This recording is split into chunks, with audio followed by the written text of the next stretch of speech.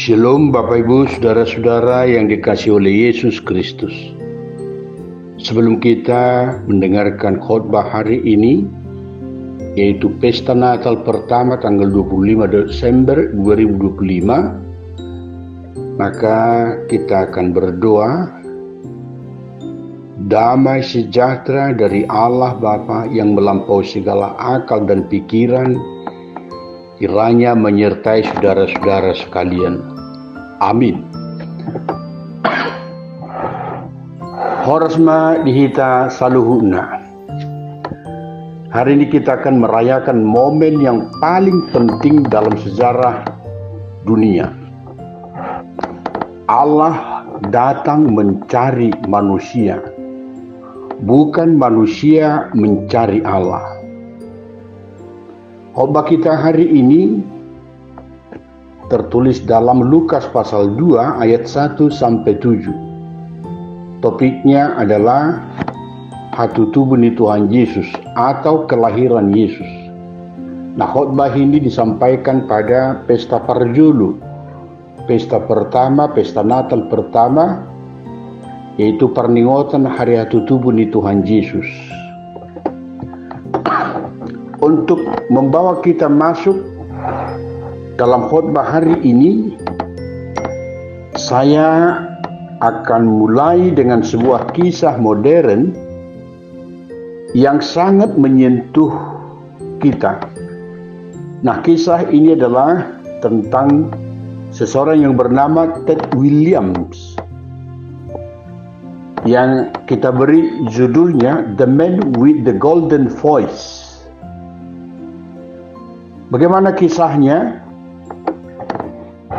Kisahnya begini, saya akan menceritakan kisah Ted Williams sebelum dan sesudah ditemukan oleh seseorang.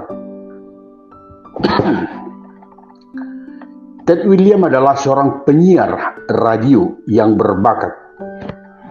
Suaranya indah, lembut, dalam, hangat, dan berat. Tapi ia jatuh dalam kecanduan alkohol dan narkoba. Karirnya hancur, keluarganya pergi, masa depan hilang. Ia hidup di trotoar dengan membawa karton bertuliskan, I have a good given voice. I just need a second chance.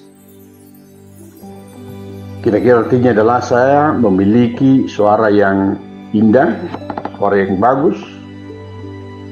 Saya hanya membutuhkan kesempatan yang kedua. Dunia melihatnya sebagai sampah masyarakat. Dunia melihatnya seorang pecandu. Dunia melihatnya adalah seorang yang gagal. Dan memang dia adalah tuna wisma. Dia tidak memiliki tempat tinggal yang menetap. Dia hidup, dia tinggal di mana saja yang bisa dia tinggal, tanpa rumah. Tetapi suatu hari seorang jurnalis menghampirinya, mendengarkan suaranya dan menemukan harta yang hilang. Akhirnya, ketika seorang jurnalis itu bertemu dan mendengarkan suaranya yang luar biasa, tiba-tiba videonya viral. Tawaran pekerjaan datang dari stasiun TV besar. Ted Williams mengalami hidup baru karena ia ditemukan oleh seseorang yang melihat nilai tersembunyi dalam dirinya. Namun perubahan besar terjadi bukan hanya karena ketenaran. Setelah dipertemukan dengan orang-orang yang menolongnya, Ted bertobat, kembali ke Tuhan, dan mulai membangun hidup baru. Seseorang menemukan Ted, dan akhirnya Ted menemukan jalan pulang kepada Tuhan. Itu yang menarik. Mari kita sejenak masuk ke dalam peristiwa rohani yang sangat luar biasa. yang menjadi khotbah kita pada pesta Natal pertama ini, yaitu Lukas pasal 2 ayat 1 sampai 7. Allah menemukan manusia. Sekarang mari kita melihat peristiwa Natal. Yang pertama, kalau kita membaca nanti di ayat-ayat dalam Lukas pasal 2 itu mulai ayat 1 sampai 7, ada beberapa di situ yang bisa menarik perhatian kita. Yang pertama, sensus Kirenius. Nah, kalau dikatakan sensus, yaitu pencatatan diri yang dilakukan oleh Kirenius, kembali ke tempat di mana mereka lahir, di mana bona pasuginya. Nah, ini menjadi bukti sejarah, dan bagi saya sensus ini adalah alat Tuhan. Lukas mencatat bahwa Kirenius, gubernur Syria, mengadakan sensus. Sensus ini memaksa setiap orang pulang ke kota asal sukunya. Tuhan memakai peristiwa politik dunia, yaitu sensus kekaisaran Roma, untuk menggenapi rencana Tuhan. Yusuf harus kembali ke Bethlehem, kota leluhurnya, karena memang ia keturunan Daud. Di sini tampak bahwa Allah bekerja melalui hal-hal yang terlihat kebetulan dan administratif. Yang berikut, ini tentang nubuatan yang tergenapi. Dalam Mika pasal 5 ayat 1 telah menubuatkan, tetapi engkau Bethlehem Efrata, daripadamu akan bangkit bagiku seorang yang memerintah Israel. Allah memastikan janji itu tergenapi tepat pada waktunya. Bahkan urusan sensus pun dipakai oleh Allah. Yang berikut, anaknya yang sulung. Apa maknanya itu? Karena dalam Alkitab itu dicatat. Lukas menulis, Maria melahirkan seorang anak laki-laki, anaknya yang sulung. Arti pentingnya, yang pertama, kedudukan hukum. Anak sulung berhak atas garis keturunan Daud.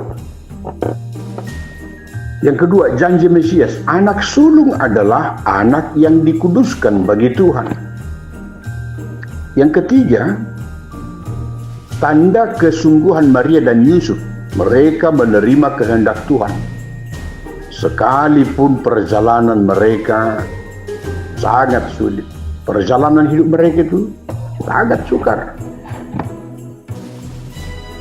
Ada kata juga dalam khotbah kita, tidak ada tempat di penginapan. Apa maksudnya itu? Mereka tidak diberi tempat, tidak ada ruang, tidak ada fasilitas.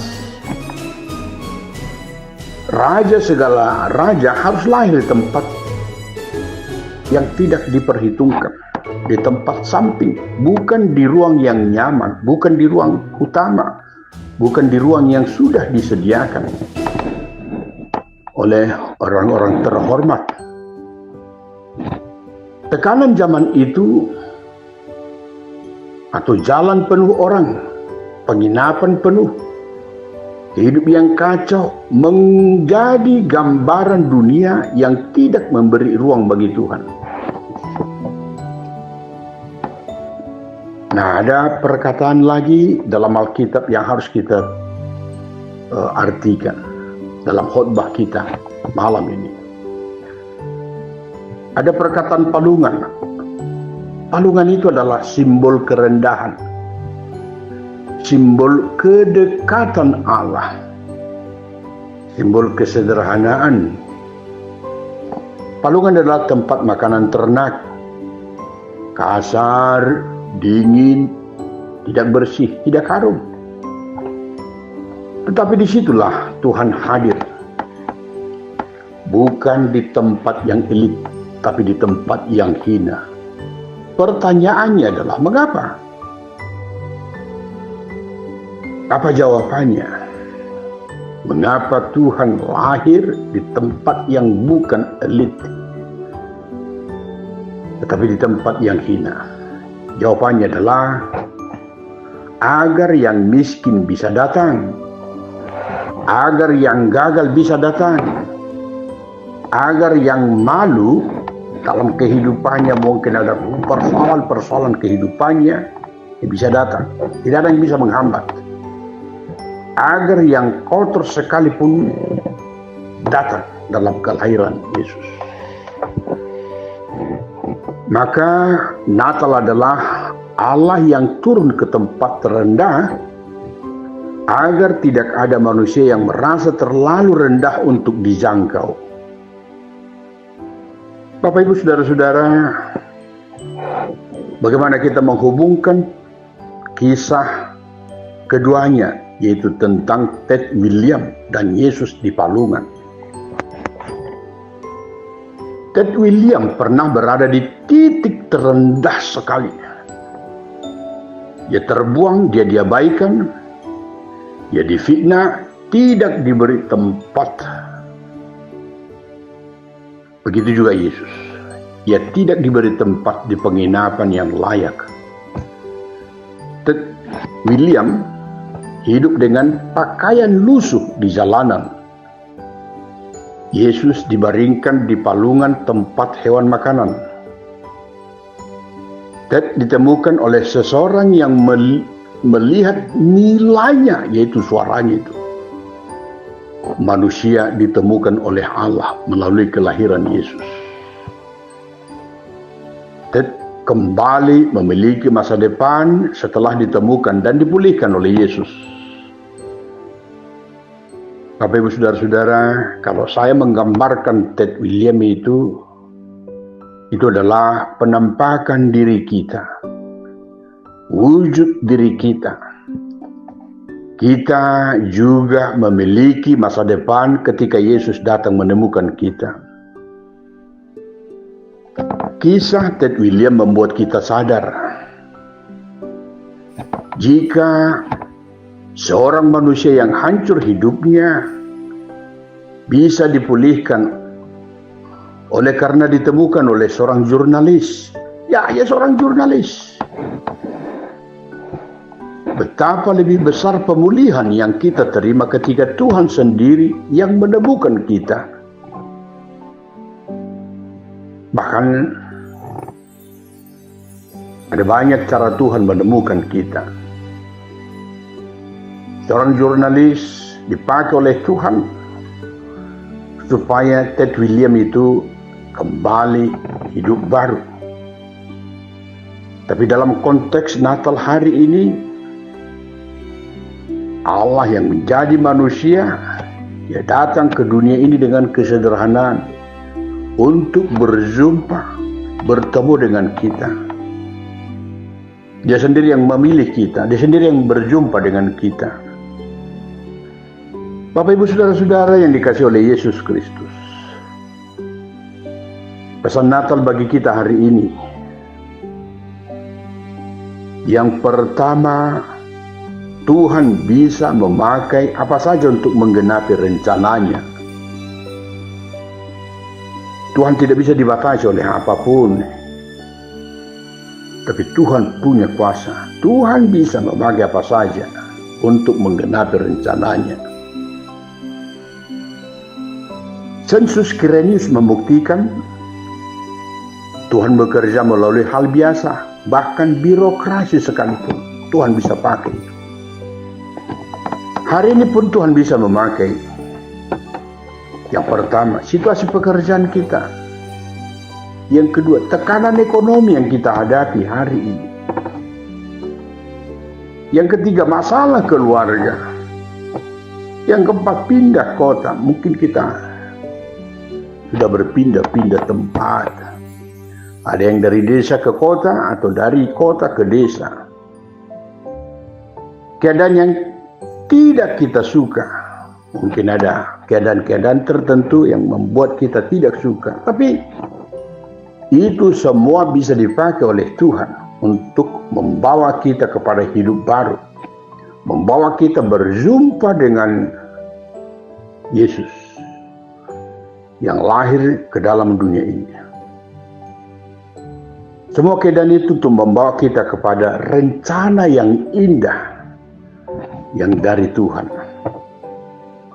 Yang kedua, Tuhan menemukan kita di tempat yang paling rendah. Seperti palungan, Tuhan masuk ke tempat yang kotor. Tidak ada hidup terlalu kotor untuk Tuhan. Nah, itu yang penting harus kita ingat. Tidak ada masa lalu yang terlalu gelap untuk Tuhan. Tidak ada luka-luka yang terlalu dalam yang tidak bisa dijangkau oleh Tuhan. Tuhan bisa menemukan kita dimanapun, apapun keadaan kita. Yang ketiga, pesan Natal